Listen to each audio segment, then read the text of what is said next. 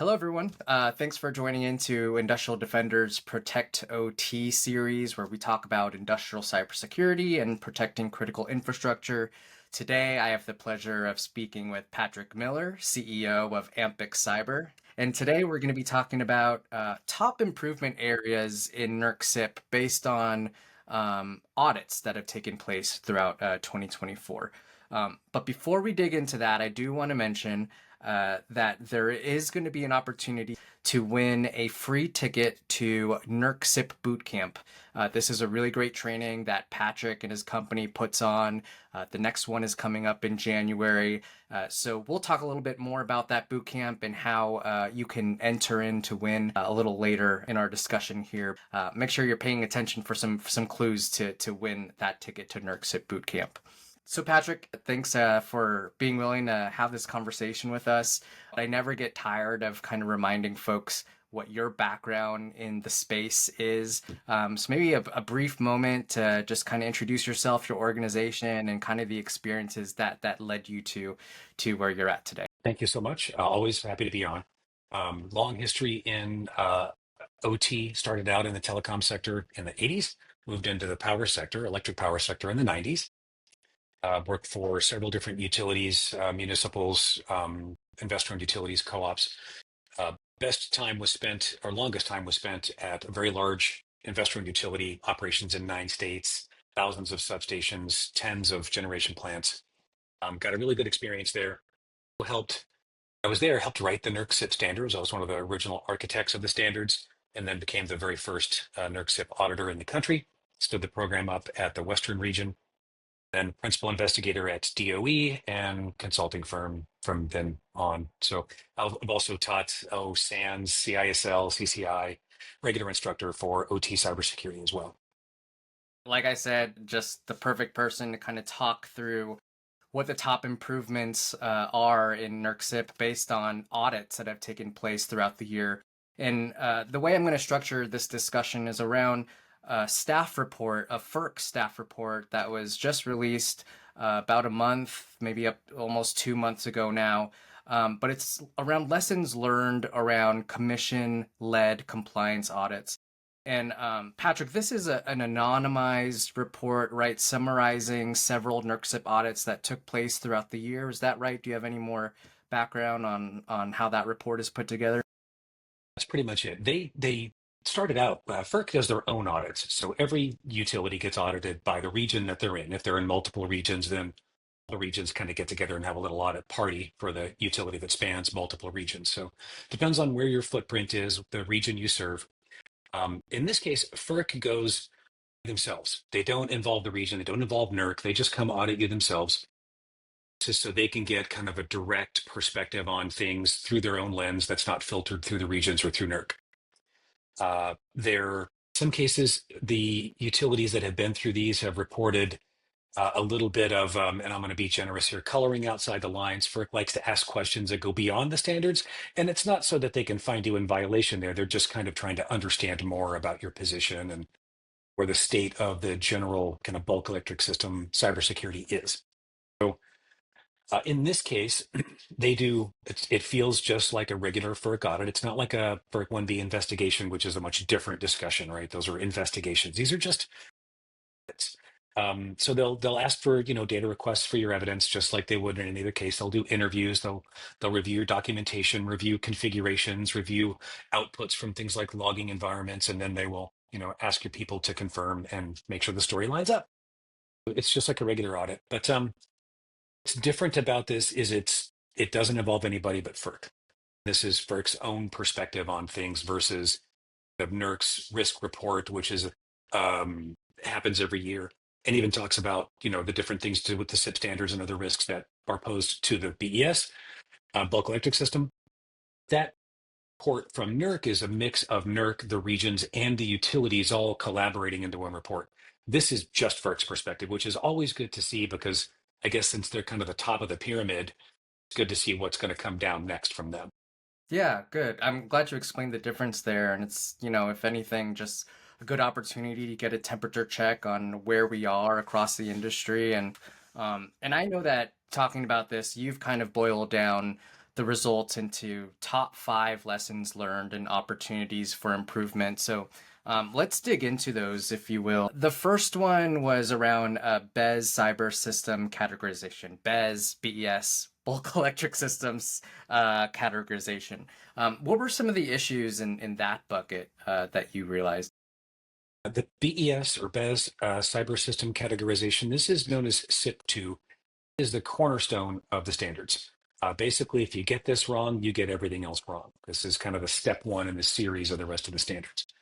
In this particular standard, you are supposed to categorize those digital assets that you have, that if they are basically, if they're not there, if they're misused, if they're degraded in functionality, then 15 minutes would they have an impact on the bulk electric system. So if you needed that device in order to operate your system or see your system or respond within your system, and it wasn't there, or another actor had control of it, for example, or it was just degraded in its functionality, then you should list that in your system categorization. So these are the in-scope assets versus the out-of-scope assets.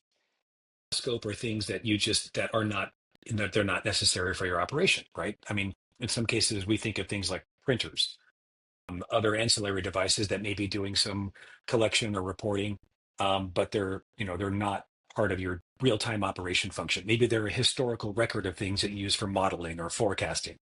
But in this case, if it's there and you need it and need it within 15 minutes and it's critical, you got to list it per the law. That's simply how it's put. They found specific issue with basically the boundary devices, what are known as the ESP, or the electronic access point, electronic security perimeter.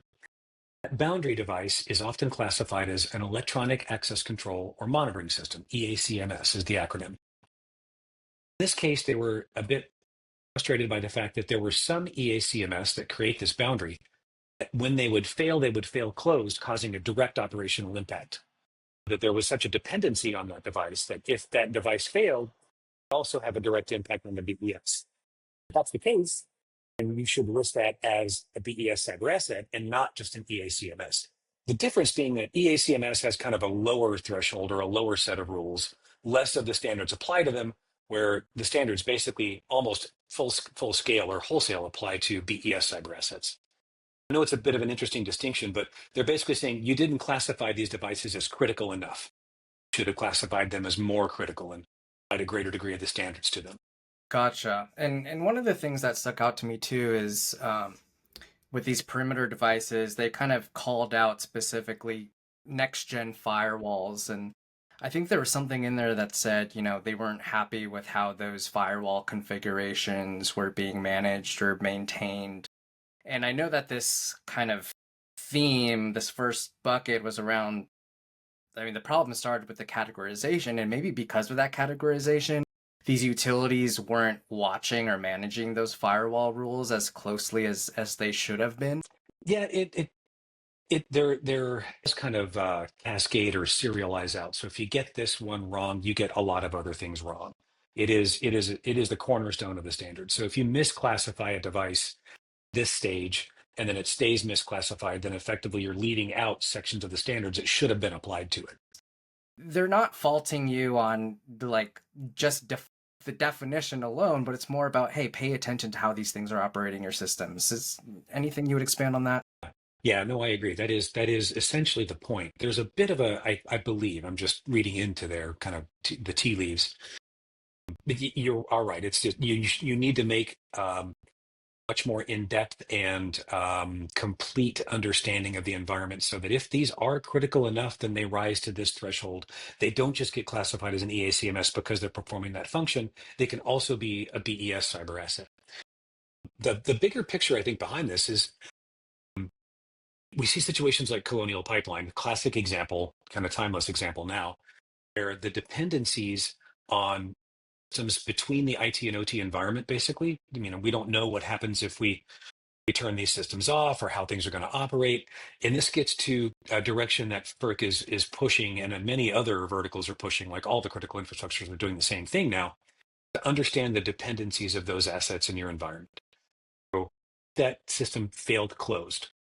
Would that cause a direct operational impact?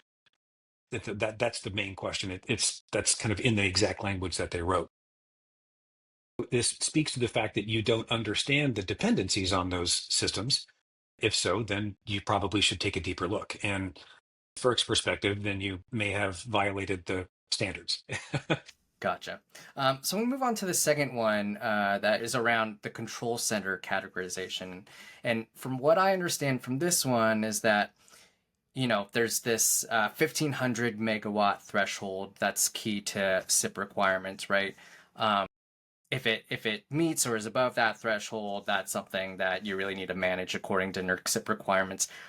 And I think the problem in this case was that they found some organizations tried to divide a physical control center that altogether exceeded 1500 megawatts. But what some of these facilities were doing is that they were dividing those control centers into multiple logical control centers so they would fall underneath the 1500 megawatts. And NERC said, hey, no, you can't do that. Can you explain that a little bit more? So the way the standards are written, there are ways to segment particularly generation facilities, and they actually even produce some guidance on this. Kind of a long held tradition that you can separate um, generation facilities when you separate them completely. They literally have to be zero shared systems, control loops, all the way down to the control loop and all the networking infrastructure. Everything is entirely separate. These sets of units are not in any way controllable or touched or even visible from the other set of units in a controlled environment. When you logically segment these physical generation facilities, you can take those generation facilities below the threshold, take them from medium to low, or even from low out of scope. And there, like I say, there's even NERC produced guidance on this. FERC is stating in this case is that some organizations, or we don't know if it's one or more, tried to apply that same logic to a control center. The way the definition of control center is written doesn't afford the same kind of flexibility. The definition in the actual glossary of terms, which is effectively part of the law, so it's not like it's arbitrary. It literally is part of the law in every sense. That it says one or more facilities that perform the functions of. So it even says right there, you don't get to have these logical separations. Even includes the data center that's associated with the control center. So in this case, they just tried to exercise some allowances that are for other types of assets, like generation assets, instead on a control center. And FERC was like, sorry, there's no possibility of a logically separated control center. It's the physical footprint. You operate from there. It's a control center. Key being you operate multiple different geographic locations from a single location as kind of a rough generalization of the definition. Gotcha. Yep. Great. So the third one, cyber asset baseline management. This is around CIP 10. And I know this is just CIP 10 has always just been a tricky one, right? What was the issue that they identified in this report here? The way that baseline standards are currently written, they're actually not that bad. They do cover a fair amount of territory to give you a decent footprint on the system.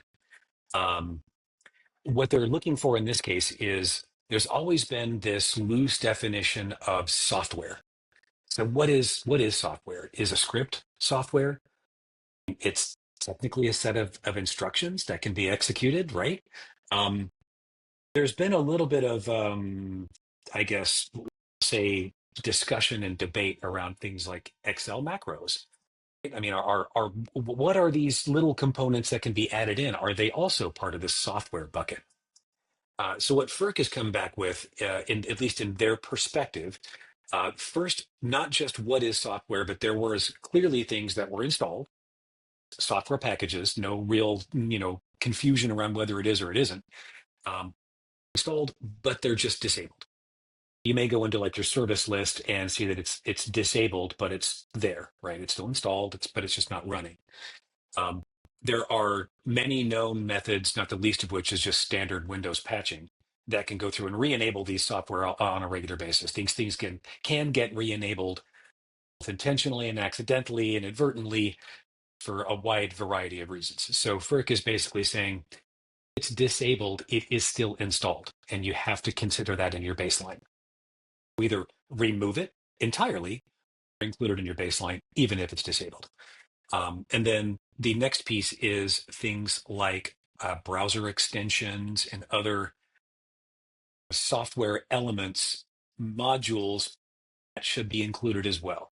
And the reason for this is there are certain browser extensions that are used within operating environments like an EMS or a DCS, energy management system, distributed control system, platforms that run the power system. These browser extensions are necessary to run that environment. So if that is a key component for the rest of the software to work, they want you to include that too in the baseline. So moving on to the next one, number 4, BES Cyber System Information Protection. This is around CIP 11. BCSI is the BES Cyber System Information, the super important information about those critical assets. Like if you had this information, it would basically give you enough information or a roadmap to harm the asset or harm the facility, for example. So that sensitive information is you're required to basically have a plan in place to protect it and some rules around how you get access to it and who can get access to it, and removing access to it is key. What they found, at least in their notes, are that this information was placed in areas, both logically and physically, where the people who had access to it were not appropriately recorded. So you may put it on a shared drive. Say, well, in this shared drive, the people in this group have access to that shared drive. Well, if you didn't include the administrator of the system, who also has access to it by default, and that group was left out, the admins were left out, like local administrator account, for example, and other things, particularly in the Windows environment, it can get a little tricky. That's where they were saying basically you did not include all of the personnel that had access to this information versus those that you just explicitly granted access to, not the ones that default had access because that's how the system is designed. You know, you can't lock an administrator out of a folder. Just we're only recording some of the parties that had access. Gotcha. Yeah, and the same for physical. So if you have a facility where you're storing these physical documents that have this sensitive information on it, you say, here are the people that have access to this information, but you leave out maybe the janitorial staff, right? Or, the physical security administrator or someone like that. So it can be, I want to say easy, but you tend to overlook those that default have access, but by the way, the system is designed. And how do those need to be recorded when FERC audits or asks for all that? Are they literally asking for user lists of every single system? Exactly that. They want to know who's granted access. Is their access need to know? Like, do they really need access to this information? And that's pretty much it. Is do they need the access? What is the access? And then you go through and review that on a periodic basis. Granting access to it has to be done a certain way, and removing access to it has to be done within certain timeframes based on certain conditions as well. So that's want to know those things. So if you did have someone that had access, but you didn't add them appropriately or remove them appropriately, then they would have kind of unrecorded or unregistered, unknown access to the information. Great. Okay, well, that's 4 out of the 5 top lessons learned that we're going to go over today. So let's take a quick breather. I think it's also the perfect time to drop the most important detail for entering into our NERC CIP Bootcamp giveaway. The code that you're going to need is 1500 MW, basically 1500 megawatts. So remember this code, 1500 MW. Will tell you how to use that code to enter for your free ticket to the NERC CIP Bootcamp at the end here. All right, number 5, the 5th big area for improvement based on the audits this year. Patrick, what is that one? Is Control Center Communication Security. It's effectively CIP 12. So when you've got those control centers we talked about earlier, and there's communication between these control centers, whether they're your own or you and some other party, that communication has to be protected point to point between the two control centers. That's how the standard works. So in this case, there was the or at least misunderstanding between entities that their own control centers must have this level of protection. They thought it was just between them and another party. That's what FERC said basically in their report. And they didn't identify what's called real-time communication or real-time data transmissions. So this is a tricky one because it's known as RTA or RTM, or the data. It's real-time assessment and real-time monitoring. So those two things, RTA and RTM, real-time assessment, real-time monitoring, really what FERC is focusing on. There's been a little bit of confusion around what it is. Is it just all communications between control centers? What is RTA, RTM if it's just that? So first of all, it's not everything. You can protect everything if you want. Like you can just encrypt the pipe between you and the other end. Everything is encrypted, everything is protected. That's the easy route. If you just wanted to segment out the RTA, RTM, then you can do that as well. And there's a lot of questions around what is RTA, RTM. And for those that are compliance nerds and the CIP standards, their operations and planning standards or O&P, 4.693 standards, it is basically the data in IRO 10-2 requirement 1 and TOP 3-3 requirement 1. Those are really explicitly what RTA, RTM is. There's a little bit of flexibility around it as well. You definitely want to include things like your ICCP networks, inter-control center communication protocol links. And if you're sharing things like, I've even seen some things like real-time modeling environments as well. So if you're using those or state estimation data, that kind of thing, that would still be included. So just you think you need it for real time and your other control center needs it for real time, it's probably RTA, RTM, or should be encrypted or just protected. There are different ways to protect. You don't need encryption isn't explicitly required. So if it's your own control center, you can show that you're using things like armored fiber, including the splice points and the termination points. Protected, that would qualify, right? I mean, there are other methods to do it. Just know that it's thing that's required for real-time communications between control centers, it's in scope.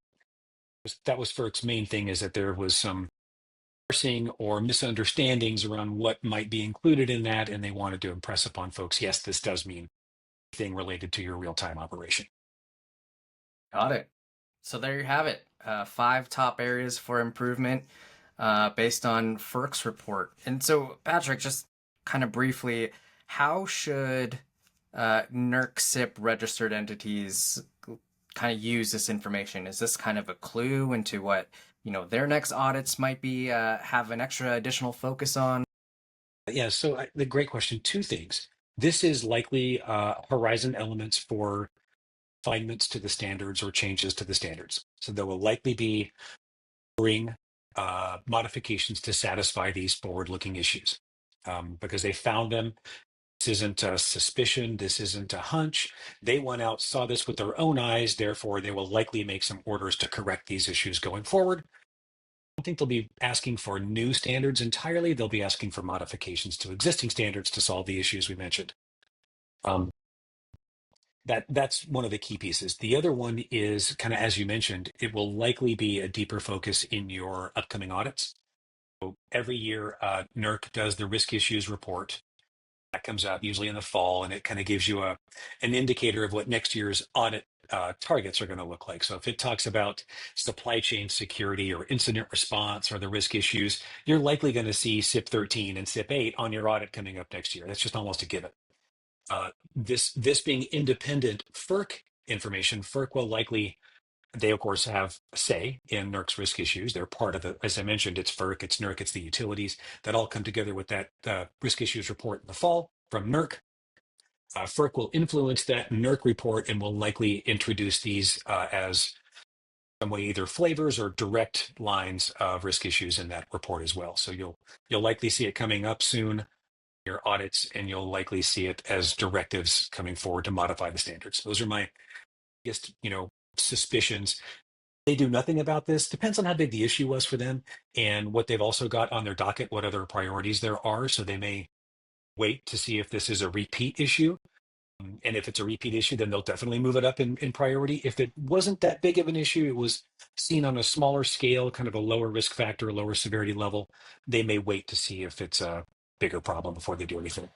All right, so yeah, so FERC, NERC CIP is always evolving. There's lots of ways to improve.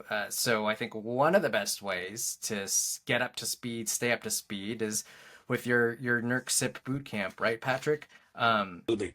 So we're partnering up to give away a couple of tickets to your next training in January. And before I let you explain what the boot camp is, I should probably just make a mention that, Industrial Defender is in no way, shape, or form influencing the content of that. It's just, we believe in enabling the industry in kind of getting the latest and greatest information and training to strengthen their NERC CIP programs and their security programs as well. So, Patrick, why don't you tell us a little bit about what the NERC CIP Bootcamp entails? And most importantly, thank you to Industrial Defender for sponsoring a couple of tickets. That's very kind of you, and we really appreciate that. So the CIP Bootcamp, it is basically front to back NERC CIP. We go through, of course, the electric sector overview. What's the difference between FERC and NERC and the regions and the utilities? And those even differ from things like DOE and DHS, and where do all the pieces fit in these kind of the overall puzzle. Go through the governance and structure, like, is this actually just a nice to have? Is it a guideline or is it federal law? Short story is, yeah, the federal law. If you don't do it, you are breaking the law. We go through kind of the introduction to what are the reliability standards. CIP is just part of the ecosystem of all the reliability standards. We explain how they fit in the overall picture. Talk about what implementation plans look like, which are when a standard goes into effect or when a standard changes. There is a different way of how it's rolled out over time. So we talk about how those differences are. We actually go through things like compliance guidance. When NERC issues something or when third parties issue something, what's the weight of the guidance? Does it change the standards or your approach? Go through all the terms and acronyms, which are key because, as I mentioned, the definitions are part of the law, and which is good because it's acronym soup. When you're in NERC CIP world, it's like a lot of other ones, even in OT or IT, speak all about acronyms. Then we go through the standards piece by piece, CIP 2 through CIP 14. We do break out a little bit between the low impact space because it is a bit of a different animal than the high and medium impact space. We talk about the differential there and the line between them. We go through CIP 2, 3, 4, 5, 6, 7, 8, 9, 10, up to 14. And then after that, we talk about getting compliant is challenging. In fact, it's quite hard for organizations, but staying compliant every day, 24/7, 365, that can be even harder. Talk about what are some strategies to actually maintain this over time and not fail ever, which is, again, it's a zero defect standard. You fail, you get a violation. And then we go into the regulatory forecast. We talk about the virtualization standards we just mentioned. CIP 15 are the internal network security monitoring standards. It just got approved last week. Then there's some changes to CIP 2 that are in scope right now about basically transmission owner control centers. And then CIP 8, some definitions around attempts to compromise. These are all the things that are currently being drafted in the standards. At least get you up to speed with the coming changes, so you'll at least know what the forecast is. And then, of course, if there are other adjacent or influencing regulations or bodies, like the Department of Homeland Security cyber performance goals, for example, for distribution electric systems, we at least talk about some of the kind of adjacent things that you should know about as well. So that's the syllabus in a nutshell, but it's really geared toward almost anyone. So anybody that's not familiar with the CIP standards, we can get you there. Folks that are mostly familiar but want to refine their skills and get a little deeper, we do that as well. Compliance officers, folks that want to go into the audit field, you name it. It covers pretty much anyone. Great. So very comprehensive, very detailed. So this is over 2 or 3 days? 3.5 days. It's boot camp style. They're long Gotcha. days. And we do have lots of little workshops. The only thing you need, we don't install any software. You just need like a laptop or a tablet because I walk you through different ways to look up information and use the information that's available so that it's quicker at your fingertips. More kind of practical and foreign and scary if you haven't done it before. So we walk through those steps to find certain things and locate certain common questions so that you get familiar with how to do this on your own and get much more practical skills to go home with. Yeah. Perfect. And are there any prerequisites for anybody registering? No, you just gotta wanna be ready to get dunked in CIP for a good week. Yeah. All right, everyone. So here's how to enter. Industrial Defender is going to be doing a drawing for 2 tickets to NERC CIP Bootcamp. What we want you to do is go to industrialdefender.com/CIP Bootcamp. It's industrialdefender.com/CIP Bootcamp.